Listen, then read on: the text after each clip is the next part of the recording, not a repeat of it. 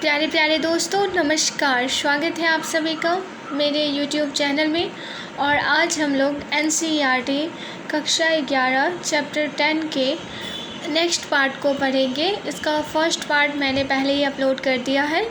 अगर आप लोगों ने नहीं सुना है तो सुन लीजिएगा फिर से। और हमारा चैप्टर नेम है मूल निवासियों का विस्थापन। इसके आगे के पार्ट को हम लोग समझते हैं। आप प्लीज़ इसका फ़र्स्ट पार्ट ज़रूर देखिएगा, तभी आपको इसके नेक्स्ट पार्ट समझ में आएगा। इसलिए फ़र्स्ट पार्ट देखना बहुत ही इम्पोर्टेंट है। चलिए अब हम लोग स्टार्ट करते हैं। जिन मुल्कों को हम कनाडा और संयुक्त राज्य अमेरिका के नाम से जानते हैं, वे 18वीं सदी के अंत में मौजूद में आए। अपने वर्तमान क्षेत्रफल का एक छोटा हिस्सा ही उस समय उनके कब्जे में था। मौजूदा आकार तक पहुंचने के लिए अगले 100 सालों में उन्होंने अपने नियंत्रण वाले इलाके में काफ़ी इजाफा किया। संयुक्त राज्य अमेरिका ने कई विशाल क्षेत्रों की खरीद की। उन्होंने दक्षिण में फ्रांस, लुसियाना, परचेज और रूस, अलास्का से ज़मीन खरीदी। साथ ही उसने युद्ध में भी ज़मीन जीती। दक्षिणी संयुक्त राज्य अमेरिका का अधिकतर हिस्सा मैक्सिको से ही जीता गया है। किसी के मन में यह ख्याल नहीं आया कि उन इलाकों में रहने वाले मूल बाशिंदों की भी रजामंदी ली जाए। संयुक्त राज्य अमेरिका की पश्चिमी सरहद खिसकती रहती थी, और जैसे जैसे यह खिसकती जाती, मूल निवासी भी पीछे खिसकने के लिए बाध्य किए जाते। कनाडा और संयुक्त राज्य अमेरिका। 1803 में फ्रांस ने लुसियाना की खरीद की। 1825 से 58 में संयुक्त राज्य अमेरिका के मूल निवासी आरक्षित क्षेत्रों में पहुंचाए गए। 1837 में फ्रांसीसी कनाडाई विद्रोह हुआ। 1832 में जस्टिस मार्शल का फैसला। 1840 में उच्चतर और निम्नतर कनाडा का कैनेडियन यूनियन। 1849 में अमेरिकी गोल्ड रश। 1859 में कनाडा गोल्ड रश। 1861 से 65 में अमेरिकी गृह युद्ध हुआ। 1867 में कनाडा महासंघ हुआ। 1865 से 90 में अमेरिकी इंडियन युद्ध। और 1869 से 85 कनाडा में मैटिसो द्वारा रेड रिवर विद्रोह किया गया। और 1870 में पारा महाद्वीप रेलवे अमेरिका में। 1876 में कनाडा इंडियंस एक्ट। 1890 में अमेरिका में जंगली भैंसों का प्रायः उन्मूलन। और 1885 में पारा महाद्वीप रेलवे के जरिए पूर्वी और पश्चिमी तटों का जुड़ाव हुआ। और 1892 में अमेरिकी फ्रंटियर का अंत। 19वीं सदी में अमेरिका के भूदृश्य में ज़बरदस्त बदलाव आए। ज़मीन के प्रति यूरोपीय लोगों का रवैया मूल निवासियों से अलग था। ब्रिटेन और फ्रांस से आए कुछ प्रवासी ऐसे थे जो छोटे बेटे होने के कारण पिता की संपत्ति के उत्तराधिकारी नहीं बन सकते थे, और इसी वजह से अमेरिका में ज़मीन के मालिक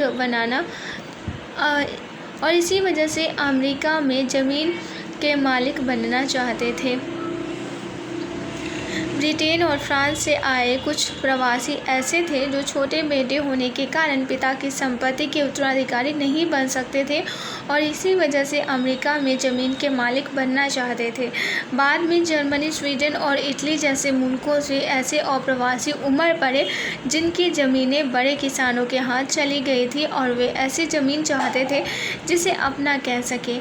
पोलैंड में आए लोगों को प्रेयरी चारागाहों में काम करना अच्छा लगता था, जो उन्हें अपने घरों के स्टेपिश घास के मैदानों की याद दिलाते थे, और यहाँ बहुत कम कीमत पर बड़ी संपत्तियाँ खरीद पाना उन्हें बहुत रास रहा था। उन्होंने ज़मीन की सफाई की और खेती का विकास किया। उन्होंने ऐसी फसलें धान और कपास उगाई जो यूरोप में नहीं उगाई जा सकती थी, और इसलिए वहाँ उन्हें ऊंचे मुनाफे पर बेचा जा सकता था।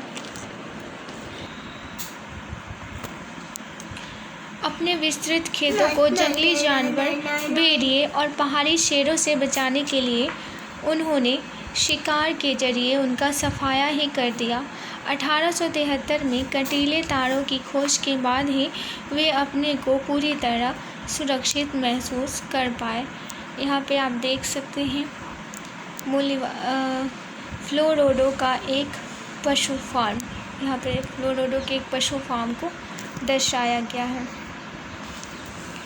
घर के बाहर काम करने के लिहाज से दक्षिणी इलाके की जलवायु यूरोपीय जनों के लिए काफ़ी गर्म थी। और दक्षिणी अमेरिकी उपनिवेशों का यह अनुभव रहा था कि दास बनाए गए मूल निवासी बहुत बड़ी संख्या में मौत के शिकार हुए थे। इसलिए बगान मालिकों ने अफ्रीका से दास खरीदे। दास प्रथा विरोधी समूहों के विरोध के चलते दासों के व्यापार पर तो रोक लग गई, लेकिन जो अफ्रीकी संयुक्त राज्य अमेरिका में थे वे और उनके बच्चे दास ही बने रहे। संयुक्त राज्य अमेरिका के उत्तरी राज्यों ने, जहां अर्थतंत्र बगानों पर और इसलिए दास प्रथा पर टिका हुआ नहीं था। संयुक्त राज्य अमेरिका के उत्तरी राज्यों ने, जहां अर्थतंत्र बगानों पर और इसलिए दास प्रथा पर टिका हुआ नहीं था, दास प्रथा को खत्म करने के पक्ष में दलीलें दी और उसे एक अमानवीय प्रथा बताया। 1861 से 65 में दास प्रथा को जारी रखने वाले और उसके खात्मे की वकालत करने वाले राज्यों के बीच युद्ध हुआ। दासता विरोधियों की जीत हुई।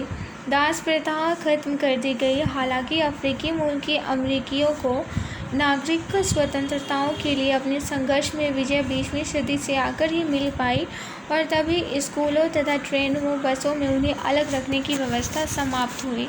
कनाडियाई सरकार के सामने एक समस्या थी जो लंबे समय तक हल नहीं हो पाई थी और जो मूल निवासियों के सवाल के मुकाबले ज़्यादा जरूरी प्रतीत होती थी। 1773 में ब्रिटिश लोगों ने फ्रांस के साथ हुई लड़ाई में कनाडा को जीत लिया था। 1763 में ब्रिटिश लोगों ने फ्रांस के साथ हुई लड़ाई में कनाडा को जीत लिया था। वहाँ फ्रांसीसी आवाज़गार लगातार स्वायत्त राजनीति दर्जे की मांग कर रहे थे। 1867 में कनाडा को स्वायत्त राज्यों के एक महासंघ के रूप में संगठित करके ही इस समस्या का हल निकल पाया। अपनी ज़मीन से मूल बाशिंदों की बेदखली। जैसे जैसे संयुक्त राज्य अमेरिका ने अपनी बस्तियों का विस्तार किया, ज़मीन की बिक्री के समझौते पर दस्तखत कराने के बाद मूल निवासियों को वहां से हटाने के लिए प्रेरित या बाध्य किया गया। उन्हें दी गई कीमतें बहुत कम थी और इसके भी उदाहरण मिलते हैं कि अमेरिकियों संयुक्त राज्य अमेरिका में रहने वाले यूरोपीय लोगों के लिए प्रयुक्त पद ने धोखे से उनमें ज़्यादा ज़मीन ले ली या पैसे देने के मामले में वायद खिलाफी की। उच्च अधिकारी भी मूल बाशिंदों की बेदखली को गलत नहीं मानते थे। यह जॉर्जिया के एक प्रकरण में देखा जा सकता है। जॉर्जिया संयुक्त राज्य अमेरिका का एक राज्य है। यहाँ एक अधिकारियों की दलील थी कि चिरोकी कबीला राज्य के कानून से शासित होता है, लेकिन वे नागरिक अधिकारों का उपयोग नहीं कर सकते। ध्यान देने की बात है कि मूल निवासियों में से चिरोकी ही ऐसे थे जिन्होंने अंग्रेजी सीखने और अमेरिकी जीवन शैली को समझने की सबसे ज़्यादा कोशिश की थी और तब भी उन्हें नागरिक अधिकार नहीं दिए गए थे। 1832 में संयुक्त राज्य के मुख्य न्यायाधीश जॉन मार्शल ने एक महत्वपूर्ण फैसला सुनाया। उन्होंने कहा कि चिरोकी कबीला एक विशिष्ट समुदाय है। उसके स्वाधिकार वाले इलाके में जॉर्जिया का कानून लागू नहीं होता और वे कुछ मामलों में संप्रभुता संपन्न है। संयुक्त राज्य के राष्ट्रपति एंड्रयू जैक्सन, जिनकी छवि आर्थिक और राजनीतिक पक्षपात के खिलाफ लड़ने वाले की थी, इंडियंस का मामला आने पर वह बिल्कुल उलट गए। उन्होंने मुख्य न्यायाधीश की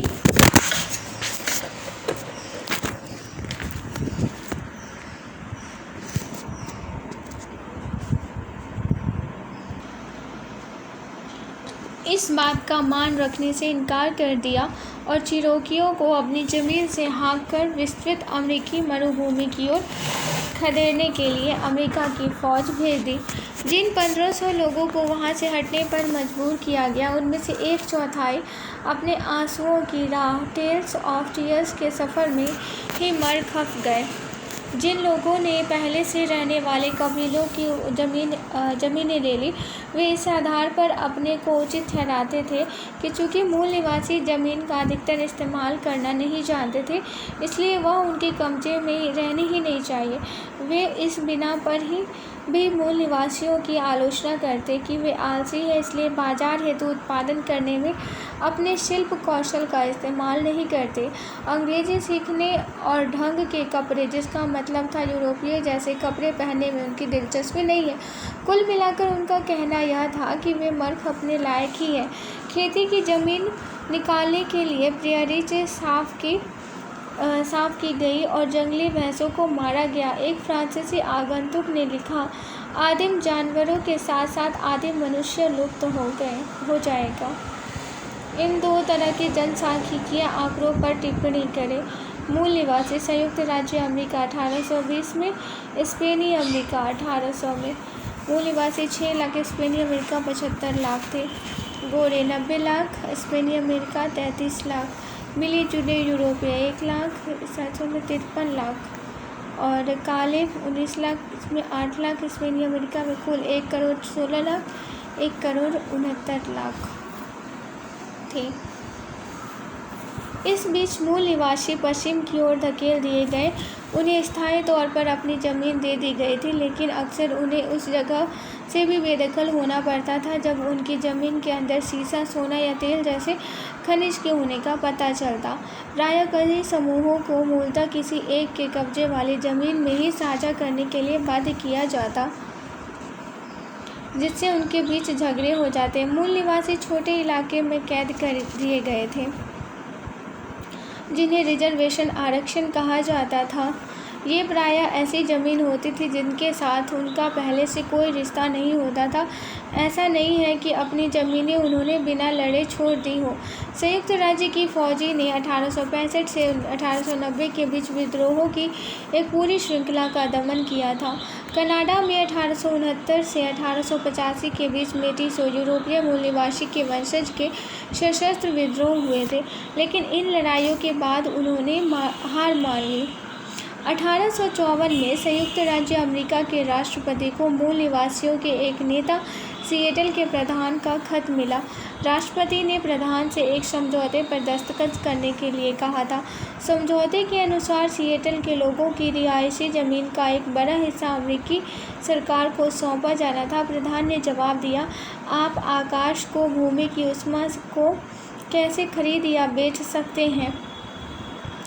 यह ख्याल ही हम लोगों के लिए बहुत अजूबा है। अगर आप हवा की ताजगी और पानी की चमक के स्वामी नहीं हैं, तो आप उसे खरीद कैसे सकते हैं? धरती का हर हिस्सा मेरी जनता के लिए पुण्य पावन है। चीड़ की चमकती हुई हर सुई, हर बालू का तट, घने जंगल में पसरा हुआ कोहरा, सफाई करने वाला और गुनगुनाने वाला हर कीड़ा मेरे लोगों की स्मृति और अनुभवों में पवित्र है। पेड़ों में दौड़ता हुआ रस रेड मैन की स्मृतियों का वाहक है। इसलिए वाशिंगटन में बैठा महान मुखिया ग्रेट चीफ जब यह संदेश भेजता है कि वह हमारी ज़मीन खरीदना चाहता है, तो वह हमसे कुछ ज़्यादा ही उम्मीद करता है। महान मुखिया का संदेश है कि वह हमारे लिए कोई जगह मुकर्रर कर देंगे ताकि हम आराम से रह सकें। वह हमारे पिता होंगे और हम उनके बच्चे होंगे। इसलिए हम इस ज़मीन को खरीदे जाने के प्रस्ताव पर विचार करेंगे, लेकिन यह आसान न होगा, क्योंकि यह ज़मीन हमारे लिए पावन है।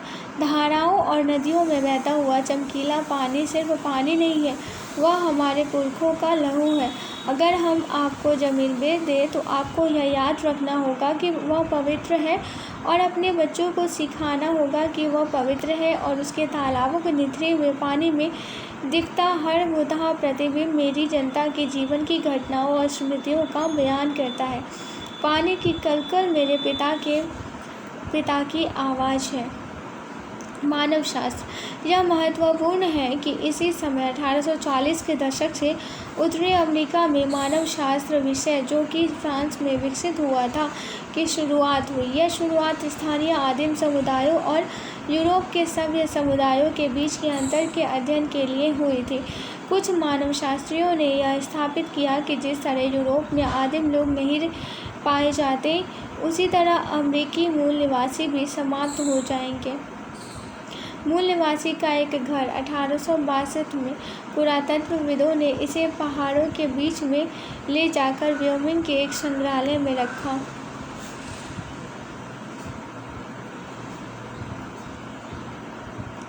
गोल्ड रश और उद्योग की वृद्धि। यह उम्मीद हमेशा से की जाती थी कि उत्तरी अमेरिका में धरती के नीचे सोना है। 1840 में संयुक्त राज्य अमेरिका के कैलिफोर्निया में सोने के कुछ चिन्ह मिले। इसने गोल्ड रश को जन्म दिया। यह उस आपाधापी का नाम है जिसमें हजारों की संख्या में आतुर यूरोपीय लोग चुटकियों से अपनी तकदीर संवार लेने की उम्मीद में अमेरिका पहुंचे। इसके चलते पूरे उपमहाद्वीप में रेलवे लाइनों का निर्माण हुआ, जिसके लिए हजारों चीनी श्रमिकों की नियुक्ति हुई। संयुक्त राज्य अमेरिका रेलवे का काम 1870 में पूरा हुआ और कनाडा की रेलवे का 1885 में। एंड्रयू कार्नेगी ने, जो स्कॉटलैंड से आया हुआ एक गरीब अप्रवासी और संयुक्त राज्य के अमेरिका के पहले करोड़पति उद्योग स्वामियों में से एक था, कहा, पुराने राष्ट्र घोंघे की चाल से सरकते हैं, नया गणराज्य किसी एक्सप्रेस की गति से दौड़ रहा है। इंग्लैंड में औद्योगिक क्रांति के एक खास समय में होने के पीछे का एक कारण यह था कि छोटे खेतिहर बड़े किसानों के हाथों अपनी ज़मीन से वंचित होकर कारखानों की नौकरी की ओर मुड़ रहे थे। उत्तरी अमेरिका में उद्योग कई अलग तरह के कारणों से विकसित हुए। रेलवे के सामान बनाने के लिए, ताकि दूर दूर की जगहों को ट्रक परिवहन के द्वारा जोड़ा जा सके, और ऐसे यंत्रों का उत्पादन करने के लिए जिनसे बड़े पैमाने की खेती को आसान बनाया जा सके। संयुक्त राज्य अमेरिका और कनाडा दोनों जगहों पर औद्योगिक नगरों का विकास हुआ और कारखानों की संख्या तेज़ी से बढ़ी। 1860 में संयुक्त राज्य का अर्थतंत्र अविकसित अवस्था में था। 1890 में वह दुनिया का अग्रणी औद्योगिक शक्ति बन चुका था। गोल्ड रश के दौरान कैलिफोर्निया जाते लोग कैमरा चित्र। बड़े पैमाने की खेती का भी विस्तार हुआ। बड़े बड़े इलाके साफ किए गए और खेतों के रूप में उनके टुकड़े किए गए।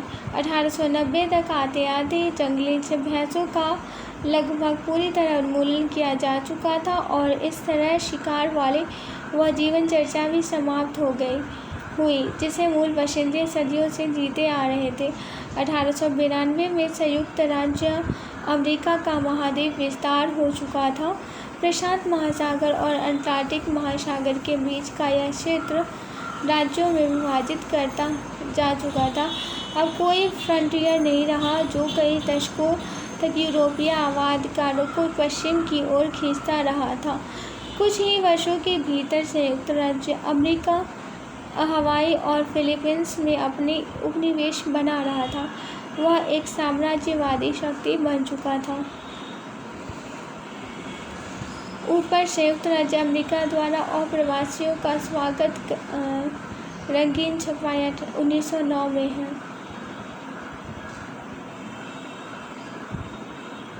और नीचे प्रेयरी पर एक पशु फार्म अप्रवासी का सपना होता था। नीचे प्रेयरी पर एक पशु फार्म जो कि गरीब यूरोपीय अप्रवासी का सपना होता था।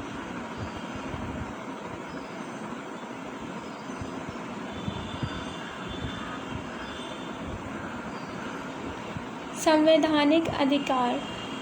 आबादकारों ने 1770 के दशक में आज़ादी के अपने संघर्ष में लोकतांत्रिक भावना के जिस नारे के तहत एकजुटता बनाई थी, वही पुरानी दुनिया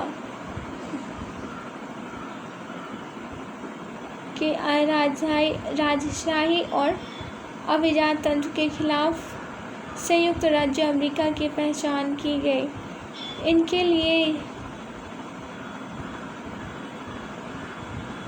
उनके लिए यह भी अहम था कि उनके संविधान में व्यक्ति के संपत्ति के अधिकार को शामिल किया जाए, जिसे रद्द करने की छूट राज्य को नहीं थी। संवैधानिक अधिकार। आबादकारों ने 1770 के दशक में आज़ादी के अपने संघर्ष में लोकतांत्रिक भावना के जिस नारे के तहत एकजुटता बनाई थी, वही पुरानी दुनिया की राजशाही और अभिजात तंत्र के खिलाफ संयुक्त राज्य अमेरिका की पहचान बनी। ऊपर संयुक्त राज्य द्वारा अप्रवासियों का स्वागत रंगीन छपाई 1909 में किया गया। नीचे प्रेयरी पर एक पशु फार्म जो कि गरीब यूरोपीय अप्रवासी का सपना होता था, कैम्ब्रिज ने दर्शाया है।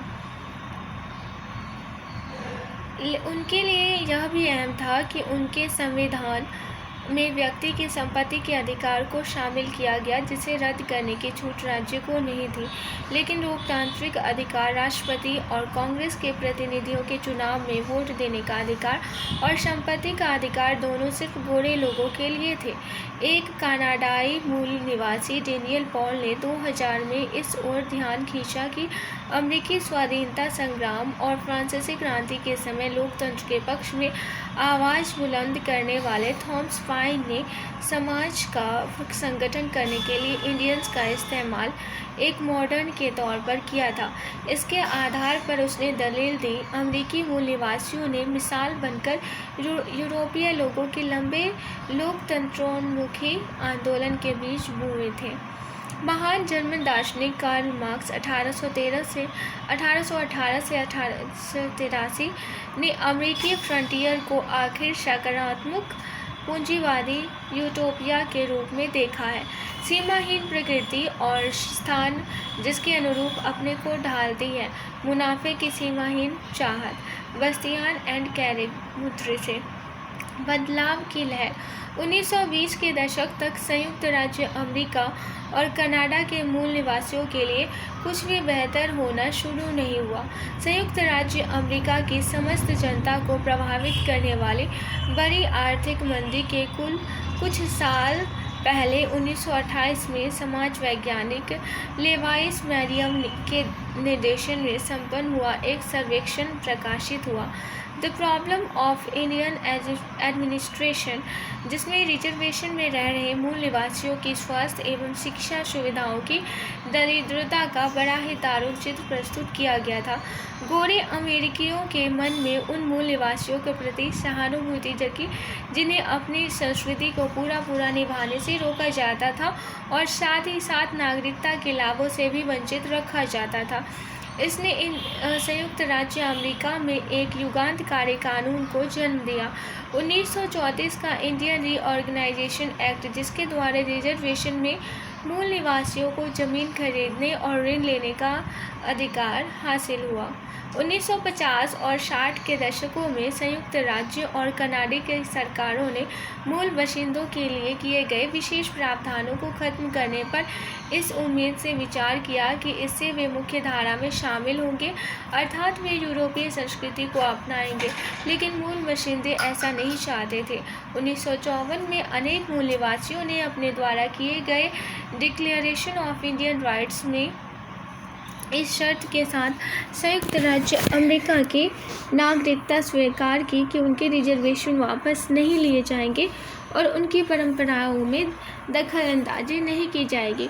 कुछ ऐसी ही चीज़ें कनाडा में भी हुई। 1969 में सरकार ने घोषणा की कि वह आदिवासी अधिकारों को मान्यता नहीं देगी। मूल निवासियों ने सुसंगठित तरीके से इसका विरोध करते हुए धरना प्रदर्शनों और वाद विवादों की एक श्रृंखला आयोजित की।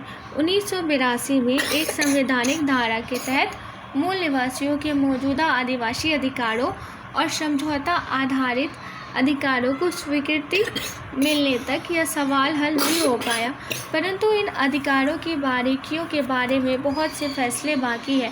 पर अब यह साफ हो गया है कि दोनों मुल्कों के मूल निवासियों ने 18वीं शताब्दी के मुकाबले अपनी संख्या बहुत कम होने के बावजूद अपनी संस्कृति को निभाने की, अपने अधिकारों को लेकर पुरजोर दावेदारी की है और ख़ास तौर से कनाडा में अपनी पवित्र भूमि पर अधिकार की भी दावेदारी की है। ऐसी दावेदारी 1880 के दशक में उनके पुरखे नहीं कर सकते थे। यहाँ पे ब्रिटिश राजा के अधीन भारतीय मनमाने ढंग से इन पर कर लगाए गए, उन्हें बराबर नहीं माना गया। तर्क यह दिया गया कि अभी प्रतिनिधित्व की सरकार की जिम्मेदारी के लिए तैयार नहीं है।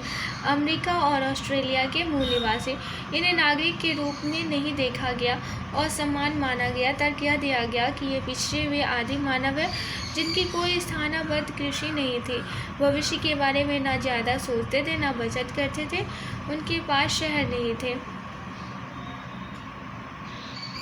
अमेरिका में अफ्रीकी मूल के दास व्यक्तिगत स्वतंत्रता से वंचित बराबर नहीं माना गया। तर्क दास प्रथा उनकी अपनी सामाजिक व्यवस्था का हिस्सा है, काले लोग निकृष्ट हैं। अमेरिकी इतिहासकार होवर्ड स्पॉडे के इस कथन पर टिप्पणी करें। अमेरिकी क्रांति का जो प्रभाव आबादकारों के लिए था, उससे ठीक विपरीत मूल निवासियों के लिए था। फैलाव सिकुड़न बन गया, लोकतंत्र तानाशाही बन गया, संपन्नता विपन्नता बन गई और मुक्ति कैद बन गई। ऑस्ट्रेलिया। उत्तरी और दक्षिणी अमेरिका की तरह ही ऑस्ट्रेलिया में भी मानव निवास का इतिहास लंबा है। शुरुआती मनुष्य या आदि मानव, जिन्हें एबोरिजिन कहते हैं, यह भिन्न भिन्न समाजों के लिए प्रयुक्त एक सामान्य नाम है। ऑस्ट्रेलिया में 40,000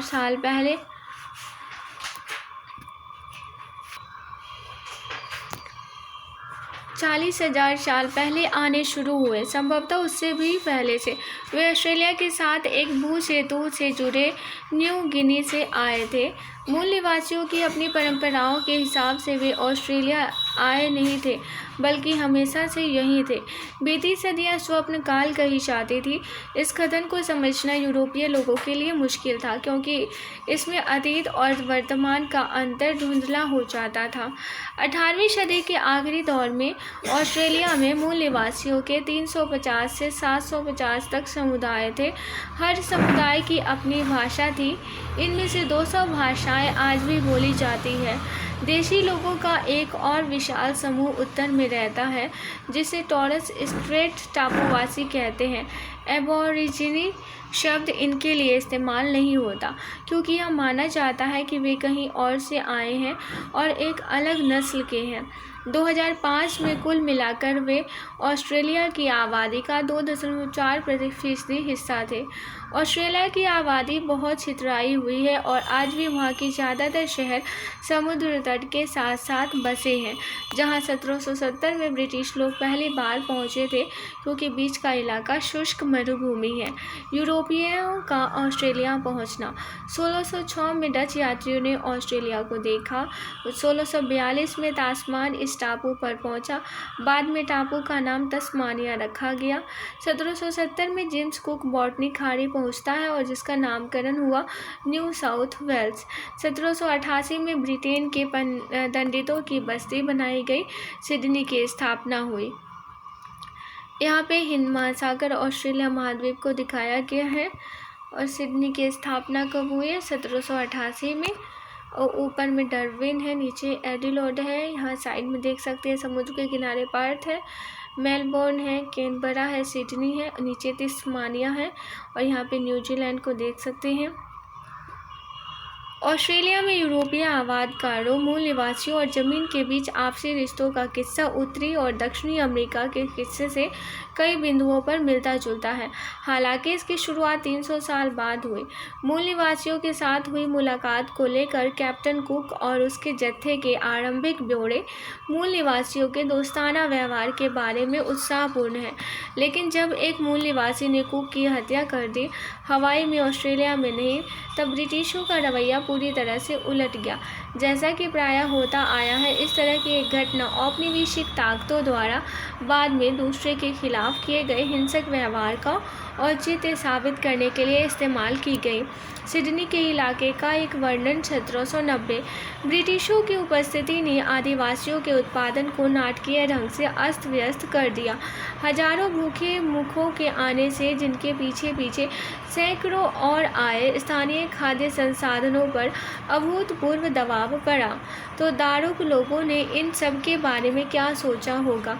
उनके लिए पवित्र स्थानों का इतने बड़े पैमाने पर विनाश और अपनी ज़मीन के प्रति विचित्र हिंसक बर्ताव समझ से परे था। ये नवागंतुक बिना वजह पेड़ों को काटते जाते। यह बिना वजह इसलिए जान पड़ता था कि उन्हें न डोंगी बनानी थी, न जंगली शहद इकट्ठा करना था और न ही जानवर पकड़ने थे। पत्थरों को हटाकर उनका चट्टा लगा दिया गया, मिट्टी खोदकर उसे आकार देकर पका दिया गया, जमीन में गड्ढे बना दिए गए, बहुत भारी भरकम इमारतें तैयार कर दी गई। पहल उन्होंने इस सफाई की तुलना किसी पवित्र अनुष्ठानिक भूमि के निर्माण से की होगी। संभवतः उन्होंने सोचा कि एक विशाल कर्मकांडी जलसा होने जा रहा है और यह एक खतरनाक धंधा होगा जिससे उन्हें पूरी तरह दूर करना चाहिए। इसमें कोई संदेह नहीं कि इसके बाद दारूकुन बस्तियों से बचकर रहने लगे और राजकीय अपहरण ही उन्हें वापस लाने का एकमात्र तरीका था। यूरोपीय लोगों के आगमन को सभी मूल बाशिंदों ने खतरे की तरह नहीं देखा। वह यह अनुमान नहीं लगा पाए कि 19वीं और 20वीं सदी के दरमियान कीटाणुओं के असर से अपनी ज़मीनें खोने के चलते और आबादकारों के साथ हुई लड़ाइयों में लगभग 90% मूल बाशिंदों को अपनी जान गंवानी पड़ेगी। ब्राज़ील में पुर्तगाली कैदियों को बसाने का प्रयोग तब जाकर बंद कर दिया गया जब उनके हिंसक बर्ताव ने मूल निवासियों को प्रतिहिंसा पर उतारू कर दिया। ब्रिटिशों ने स्वतंत्र होने तक अमेरिकी उपनिवेशों में यही तरीका अपनाया और फिर उसे ऑस्ट्रेलिया में भी जारी रखा। ऑस्ट्रेलिया की ज़्यादातर शुरुआती आबादकार इंग्लैंड से निर्वासित होकर आए थे और उनके कारावास पूरा होने पर ब्रिटेन वापस न लौटने की शर्त पर उन्हें ऑस्ट्रेलिया में स्वतंत्र जीवन जीने की इजाज़त दे दी गई। अपने क्षेत्र से इतने भिन्न इस इलाके में किसी भी तरह के सहारे के बगैर जीवन यापन करने के लिए उन्होंने खेती के लिए ली गई ज़मीनों से मूल निवासियों को निकाल बाहर करने में कोई झिझक नहीं दिखलाई। ऑस्ट्रेलिया का विकास 1850 में ऑस्ट्रेलिया बस्तियों को शासन का अधिकार, 1851 में चीनी कूलियों का अप्रवास, 1855 में कानून बनाकर इसे रोका गया, 1851 से 1961 गोल्ड रश, 1901 में 6 राज्यों को लेकर ऑस्ट्रेलियाई संघ का निर्माण, 1911 में कैनबरा राजधानी बनाई गई, 1948 से 75 में 20 लाख यूरोपीय लोग ऑस्ट्रेलिया आकर बस गए। 1911 में यह घोषणा हुई कि नई दिल्ली और कैनबरा को क्रमशः ब्रिटिश भारत और ऑस्ट्रेलियाई राष्ट्रमंडल की राजधानी बनाया जाएगा। उस समय में इन देशों के मूल निवासियों की राजनीतिक स्थितियों की तुलना कीजिए और उसकी विषमता को रेखांकित कीजिए। यूरोपीय बस्तियों के तहत ऑस्ट्रेलिया का आर्थिक विकास अमेरिका जितना भिन्नतापूर्वक नहीं था। भेड़ों के विशाल फार्म और खाने, उसके पश्चात मदिरा बनाने हेतु अंगूर के बाग और गेहूं की खेती एक लंबी अवधि में और काफ़ी परिश्रम में विकसित हो पाई। इन्होंने ऑस्ट्रेलिया की संपन्नता की बुनियाद तैयार की। अब राज्यों को मिलाया गया और 1911 में ऑस्ट्रेलिया की एक राजधानी बनाने की योजना चल रही थी। तब उसके लिए वुल वाइट गोल्ड नाम का सुझाव दिया गया था। अंततः उसका नाम कैनबरा रखा गया, जो एक स्थानीय शब्द कैनबरा से बना है, जिसका अर्थ है सभा स्थल। कुछ मूल निवासी ऐसे सख्त हालत में खेतों में काम करते थे कि उनका दास प्रथा से अंतर बहुत कम था। बाद में चीनी और प्रवासियों ने सस्ता श्रम मुहैया कराया, जैसा कि कैलिफोर्निया में हुआ था, लेकिन गैर गोरों पर बढ़ती हुई निर्भरता से जन्मी घबराहट के चलते दोनों देशों की सरकारों ने चीनी और प्रवासियों को प्रतिबंधित कर दिया। 1974 तक लोगों के मन में यह भय घर कर गया था कि दक्षिण एशिया और दक्षिण पूर्व एशिया के गहरी रंगत वाले लोग बड़ी तादाद में ऑस्ट्रेलिया आ सकते हैं और इसलिए गैर गोरों को बाहर रखने के लिए सरकार ने एक नीति अपनाई। बदलाव की लहर 1968 में एक मानव शास्त्री W.H. स्टेनर के एक व्याख्यान से लोगों में बिजली की तरंग सी दौड़ गई। व्याख्यान का शीर्षक द ग्रेट ऑस्ट्रेलियन साइलेंस, महान ऑस्ट्रेलियाई चुप्पी, इतिहासकारों की मूल निवासियों के बारे में चुप्पी थी। 1970 के दशक के उत्तरी अमेरिका की तरह ही यहाँ भी मूल निवासियों को एक नए रूप में समझने की चाहत जग चुकी थी। उन्हें मानव शास्त्रीय जिज्ञासाओं के रूप में नहीं बल्कि विशिष्ट संस्कृतियों वाले समुदायों के रूप में प्रकृति और जलवायु को समझने की विशिष्ट पद्धतियों के रूप में समझना था। उन्हें ऐसे समुदायों के रूप में समझना था जिनके पास अपनी कथाओं और कपड़ा साजी, चित्रकारी, हस्तशिल्प के कौशल का विशाल भंडार था और वह भंडार सराहनीय, आदर तथा अभिलेखन के योग्य था। इन सब की तह में वह जरूरी सवाल था जिसे आगे चलकर हेनरी रेनॉल्ड्स ने अपनी प्रभावशाली पुस्तक वाई वरंट वी टोल्ड हमें बताया क्यों नहीं गया में सामने रखा। इस किताब में ऑस्ट्रेलियाई इतिहास लेखन के उस ढर्रे की भर्त्सना की गई जिसमें कैप्टन कुक की खोज से ही इतिहास की शुरुआत मानी जाती थी। इसके बाद से मूल निवासियों की संस्कृतियों का अध्ययन करने के लिए विश्वविद्यालय विभागों की स्थापना हुई। कला दीर्घाओं, आर्ट गैलरीज में देसी कलाओं की दीर्घाएँ शामिल की गई हैं। देसी संस्कृति को समझने वाले कल्पनाशील तरीके से सज्जित कमरों के लिए संग्रहालय में जगह बनाई गई है और मूल निवासियों ने अपने जीवन इतिहासों को लिखना शुरू किया है। यह सब एक अद्भुत प्रयास है। यह प्रयास समय रहते शुरू हो गया। अगर मूल निवासियों की संस्कृति की अनदेखी बददस्तूर जारी रहती है तो इस समय तक उसका काफ़ी कुछ विस्मृति की गर्त में जा चुका होता। 1974 में बहुसंस्कृतिवाद ऑस्ट्रेलिया की राजकीय नीति रही है जिसने मूल निवासियों की संस्कृतियों और यूरोप तथा एशिया के अप्रवासियों की भांति भांति की संस्कृतियों का समान आदर दिया है।